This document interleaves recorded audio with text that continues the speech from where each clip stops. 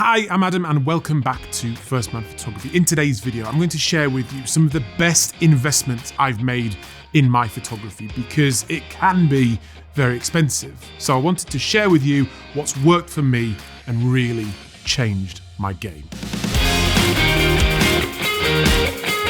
Before we get going today though, this video is sponsored by Squarespace. If you need a domain name, a website or an online store, make your next move with Squarespace. As your photography journey gets going, there are big purchasing decisions to be made that we should really see as investments, hopefully bits of gear and things that are going to last us for years to come and allow us to create those beautiful images. Everything in this video as well, apart from one thing I think I have bought with my own money and I've accumulated it over the years. I mean, you can start taking great photos and even make some money just with a camera and lens. So don't get stressed and just sort of, build it up as you go along. I'm also can't be bothered putting affiliate links in down below, so don't go looking for that. But if you do want to support the channel, then head down below and buy my new book that I have put out. It's far from being your normal photo book, but some of the comments and things that I've had back have just blown me away. So go down below, check out Illumination and buy it if you like the sound of it, so you won't be sorry. Right, let's start with a few thoughts on cameras because it's still the question I get asked the most. And if I'm honest, I get a little bit bored talking about it all the time because unlike when I started doing YouTube, almost every camera you buy these days is going to be a good one. It's hard to buy a bad camera these days. Through my photography journey, probably one of the things that made the biggest difference and felt like a game changer for me, and it may not be a popular opinion, but that is when I upgraded to full frame. Back then it was quite expensive. These days you can buy a full frame camera for a used one for a very reasonable amount of money. The reason I felt it made a difference is because it gave me that shallower depth of field, which at the time was important to me because I was shooting a lot of weddings. I got improved dynamic range at the time. I also really liked the fact it opened up a new and better ecosystem of lenses, essentially, particularly at the wide point, because some of the cropped sensor ultra wide lenses are not as good and you have a very limited selection, particularly with Canon and Nikon. It's diminishing returns with cameras though, so the more you spend, the less improvement you're going to get.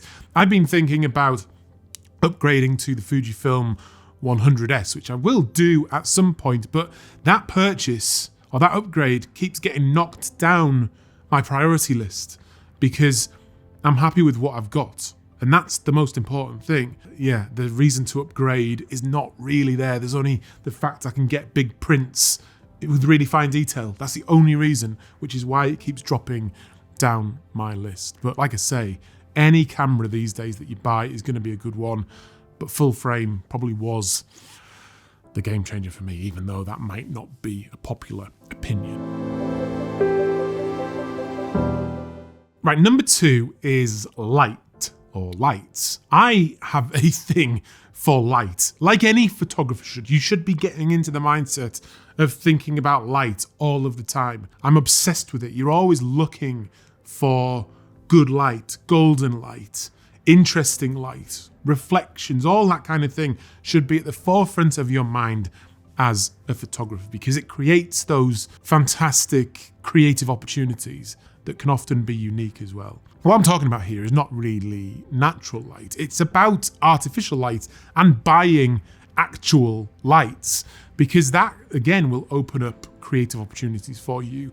My water drop photography that I basically started this channel was done with artificial lights, with speed lights like this. And flash photography for portraits can open up new possibilities for you. You can buy studio ones that are relatively cheap, or you can just use speed lights like this. And it just so much you can do with it. You can light paint, you can do macro photography, all sorts of different things. One thing I've been doing though more recently with my photography is using always on lights, like this video light here, for example. With video, it's very important, but I've started using it a lot more with my stills photography. These lights, where are they? Let's get this one. This one here, like this, it's just a little Aperture MC light, and these are absolutely brilliant, and you can use them for various different things. I recently used them on my video where I was doing drone light painting to assist me in lighting up the subject prior to flying the drone, because if you're doing flash light painting or photography, it's sometimes difficult to focus and things. So having some constant light on your subject can be very helpful. The other one I've been using is the actual lights on the drone. I talked about these the other week on the video. These Lume Cubes are fantastic, and they've got so many uses. They're so small, so you can get them into different places. I've been putting them on the drone to light up the area from above, and it's just exciting, and it's a nice little thing to invest in that's not necessarily too expensive. You can get much cheaper ones as well, and the creative opportunities are almost endless. One of the best things you can do to improve your photography skills is to develop your workflow.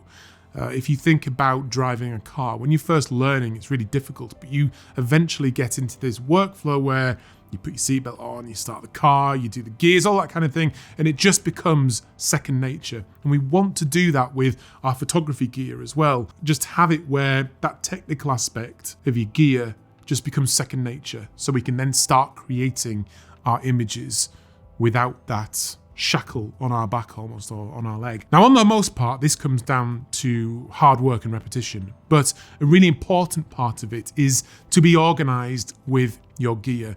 Now, my shelves over there are an absolute mess and a disgrace, but my bag, my photography bag, is pretty well organized. Everything has its place, and these photography bags were an absolute game changer for me.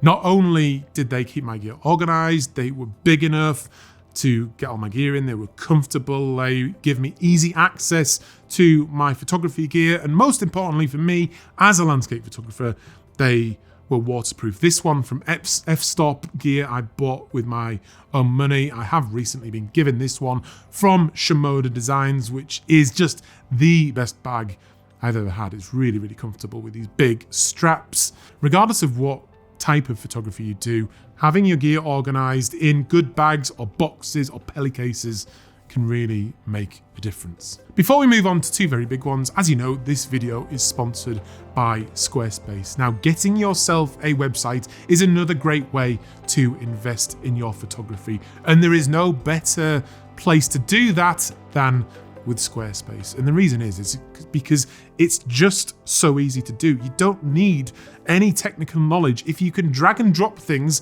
you can make a Squarespace website. Put some of your photos, a little bit of your text in there, and very quickly with one of their beautiful templates, you'll have a fantastic and unique looking website that is slick, that just works. It's a great place to showcase your work, way better than social media. And then if you want to, you can upgrade it to an online store and start selling some of your prints or merch or services. Anything you sell can be done on there. And again, it's really easy to do. So go to squarespace.com to start your free trial today. And then if you like what you have created, use the offer code FIRSTMAN to get 10% off your first purchase.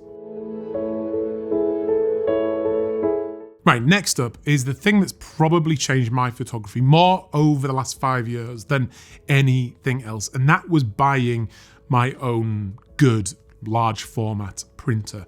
Now, this changed the game because I went from thinking about getting a good shot in the field to thinking about making a print.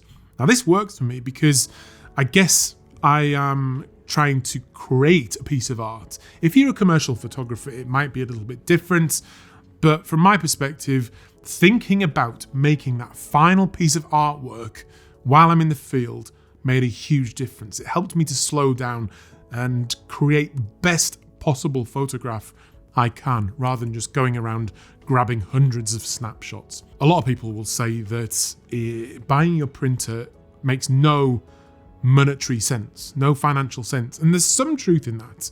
But that could be true of any of the other things we're talking about. That could be true of an expensive lens that you buy.